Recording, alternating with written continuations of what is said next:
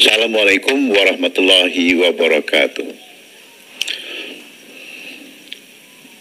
Perkenankan kami menyampaikan laporan Panitia Kerja Komisi 2 DPR RI terhadap pembahasan rancangan undang-undang tentang aparatur sipil negara sebagai berikut. Kegiatan Panja pembahasan revisi rancangan Undang-Undang ASN dibentuk pada tanggal 8 April tahun 2021 pada saat rapat kerja tingkat 1 kedua Komisi 2 DPR RI dengan Menpan RB, Mendagri, Menkumham, dan Menteri Keuangan sekaligus penyerahan daftar isian masalah DIM. Pada tanggal 28-29 Juni tahun 2021 diadakan rapat dengar pendapat Panja RUU ASN untuk mendapatkan masukan terkait pembahasan RUU ASN dengan atau bersama Ombudsman RI, GTK HKN di atas 35 tahun, guru tenaga kependidikan honor non kategori umur di atas 35 tahun, dan FPPI PHK 21. Selain itu juga dengan beberapa pakar akademisi antara lain Profesor Eko Prasojo, MAG, kemudian Profesor Dr. Sofian Effendi, PhD, Profesor Dr. Siti Zuhro, MA, Profesor Dr. Joherman Shah Johan, MA, dan Profesor Dr. Zudan Arif Fakhrullah, SHMH. Selanjutnya, pada tanggal 27 Agustus tahun 2021 diadakan kunjungan kerja Panja RUU ASN ke Provinsi Jawa Barat, dan pada tanggal 30 Agustus 2021 ke Provinsi Jawa Timur, dan pada tanggal 4 September tahun 2021 diadakan rapat konsinyering Panja RUU ASN dengan pemerintah. Selanjutnya pada tanggal 21 September 2021 diadakan rapat kerja Komisi 2 DPR RI dengan Menteri Pan RB dan Menteri Dalam Negeri. Pada tanggal 8 sampai dengan 10 November tahun 2021 diadakan kunjungan kerja Panja RUU ASN ke Provinsi Daerah Istimewa Yogyakarta, Provinsi Jawa Tengah, yang selanjutnya pada tanggal 11 sampai dengan 13 November 2021 diadakan rapat konsinyering Panja RUU ASN dengan pemerintah. Pada tanggal 13 Januari 2022 diadakan rapat internal Panja ASN dalam rangka pembahasan 6 klaster isu RUU ASN. Selanjutnya pada tanggal 21-22 Maret tahun 2022 kembali diadakan rapat konsinyering Panja RUU ASN dengan pemerintah dengan agenda melanjutkan pembahasan terkait RUU ASN antara lain tindak lanjut beberapa putusan Mahkamah Konstitusi, digitalisasi manajemen ASN, dan penguatan KAASN. Pada tanggal 19 sampai dengan 21 Juni 2023 diadakan rapat konsinyering Panja RUU ASN dengan pemerintah dengan beberapa agenda antara lain pembahasan DIM RUU ASN berdasarkan 6 klaster isu sekaligus. Panja RUU ASN mengusulkan tambahan klaster isu strategis yaitu ASN di lembaga eksekutif, legislatif, dan yudikatif. Sedangkan terhadap isu strategis tentang penetapan kebutuhan PNS dan P3K, kesejahteraan P3K, pengurangan ASN akibat perampingan organisasi, pengangkatan tenaga honor, dan digitalisasi manajemen ASN diserahkan kebijakan penyelesaiannya kepada pemerintah. Dan selanjutnya Panja RUU ASN dan pemerintah sepakat untuk menindaklanjuti putusan Mahkamah Konstitusi dan memasukkannya dalam rancangan Undang-Undang ASN. Pada tanggal 4 Juli tahun 2023 diadakan rapat internal Panja RUU ASN dengan agenda penambahan isu strategis lainnya, yaitu terkait pengisian jabatan ASN yang berasal dari prajurit TNI dan anggota Polri. Selain itu, pembahasan terkait penataan kelembagaan antara lain Kementerian Pan RB, LAN, dan BKN tidak disebutkan nomenklatur. Selain itu, Panja juga menyepakati format RUU perubahan menjadi format RUU penggantian. Pada tanggal 19 September tahun 2023, Panja mengadakan rapat untuk membuka kembali pembahasan mengenai pengaturan P3K paruh waktu dalam RUU pengisian jabatan ASN yang berasal dari TNI, prajurit TNI, dan anggota Polri. kelembagaan KASN, konsultasi peraturan pemerintah mengenai manajemen ASN, dan ASN yang bekerja di lembaga eksekutif, legislatif, dan yudikatif dengan pihak DPR RI. Penyusunan rencana kebutuhan ASN, pengisian jabatan manajemen dan non-manajerial, jabatan manajerial dan non-manajerial dari P3K, dan mobilitas talenta sesuai dengan aspirasi yang berkembang di antara anggota Panja dan pemerintah. Pada tanggal 25 September tahun 2023, Panja mengadakan rapat untuk pembahasan semua substansi yang sebelumnya telah dibahas dalam rapat Panja 19 September tahun 2023. Berdasarkan putusan rapat Panja ini, sebagian besar substansi tersebut sudah disepakati oleh Panja dan pemerintah, kecuali mengenai pengaturan P3K paruh waktu.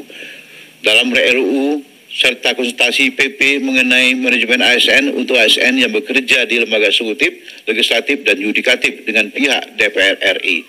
Selain itu, dalam perkembangan pembahasan, Panja menyepakati untuk mengatur larangan dan penjatuhan sanksi yang dikenakan kepada pejabat pembina kepegawaian atau PPK atau pejabat lainnya yang mengangkat pegawai non-ASN. Bapak Ibu yang kami hormati, hasil pembahasan Panja. Berdasarkan hasil pembahasan Panja RUU ASN, ruang lingkup sistematika dan materi muatan kami sampaikan sebagai berikut. Bab 1, ketentuan umum, mengatur tentang definisi ASN, pegawai ASN, PNS, P3K, manajemen ASN, digitalisasi manajemen ASN, jabatan manajerial dan non-manajerial, pejabat pembina kepegawaian, pejabat yang berwenang, instansi pemerintah, pemerintah dan menteri, dan prinsip meritokrasi dan sistem merit. Menghapus beberapa istilah, yaitu istilah sistem informasi, jabatan pimpinan tinggi, pejabat pimpinan tinggi, jabatan administrasi, pejabat administrasi, jabatan fungsional, pejabat fungsional, KASN, LAN, dan BKN. Mengubah istilah gaji menjadi penghasilan, mengubah definisi atau batasan pengertian beberapa istilah, yaitu istilah PPK, instansi daerah, menteri, dan sistem merit. Menambah beberapa istilah, yaitu istilah manajemen ASN, digitalisasi manajemen ASN, jabatan manajerial, jabatan non-manajerial, dan prinsip meritokrasi.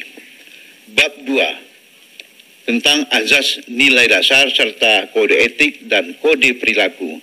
Mengatur tentang azas nilai dasar, kode etik, dan kode perilaku.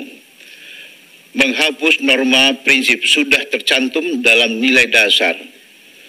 Mengubah nilai dasar yang lebih operasional, serta memberikan penguatan terhadap core value ASN, yaitu berakhlak, yang dilaunching Presiden Republik Indonesia pada tanggal 27 Juli tahun 2021 yang berlaku untuk ASN di semua instansi pemerintah. Nilai berakhlak. Bab 3, jenis dan kedudukan. Mengatur tentang jenis dan kedudukan pegawai ASN. Menambah usulan norma baru, yaitu tugas jabatan pemerintah tertentu, P3K dapat bekerja secara penuh waktu atau paruh waktu. Bab 4, fungsi, tugas, dan peran. Mengatur tentang fungsi, tugas, dan peran pegawai ASN. Tidak ada perubahan. Bab 5, jabatan ASN. Mengatur tentang jenis jabatan ASN. Mengelompokkan jenis jabatan menjadi dua, yaitu jabatan manajerial dan non-manajerial. Jabatan manajerial terdiri dari jabatan pimpinan tinggi utama, jabatan pimpinan tinggi media, jabatan tinggi pratama, jabatan administrator, dan jabatan pengawas. Jabatan non-manajerial terdiri dari jabatan fungsional dan jabatan pelaksana. Pengisian jabatan ASN dari prajurit TNI dan anggota Polri.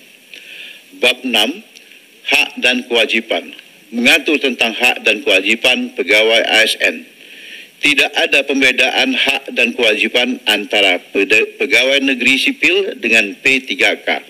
Pegawai ASN berhak memperoleh penghargaan dan pengakuan berupa material dan atau non-material. Perubahan komponen hak yaitu penghargaan dan pengakuan yang terdiri atas penghasilan, penghargaan yang bersifat motivasi, tunjangan dan fasilitas, jaminan sosial, lingkungan kerja, pengembangan diri, dan bantuan hukum. Penjabaran terkait komponen penghargaan dan pengakuan, serta penyederhanaan komponen kewajiban pegawai ASN. Bab 7. Kelembagaan. Mengatur tentang kelembagaan, penataan kelembagaan, dan menegaskan fungsi koordinasi Kementerian PAN-RB terhadap rencana kerja lembaga yang berkaitan dengan penyelenggaraan ASN.